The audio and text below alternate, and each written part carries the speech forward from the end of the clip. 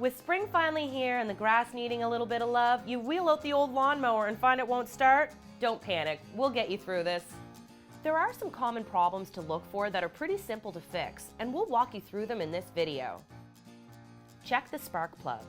Inspect the plug wire and spark plug to make sure they're clean and connected properly.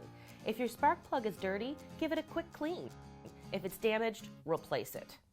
Clean or replace the air filter. If you never do this, your mower's performance will get worse and worse until it won't start at all.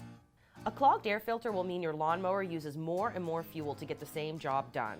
Make sure you check it and replace it to save money and a headache. You might be using bad gas.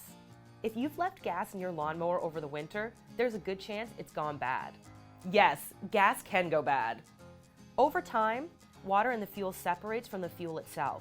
If this is the case, or if your fuel is dirty, your mower may not want to start. Replace the old with some new, and you should be up and running. Your carburetor could be restricted.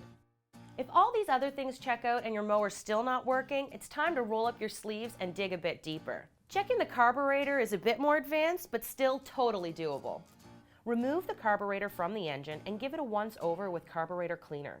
If you want to be thorough, you can disassemble it and clean all the components, but that depends on your comfort level.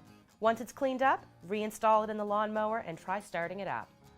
Let us know if this video helped you, and if you have any questions, we'd love to hear from you and help you get your mower up and running again. Leave them in the comments below.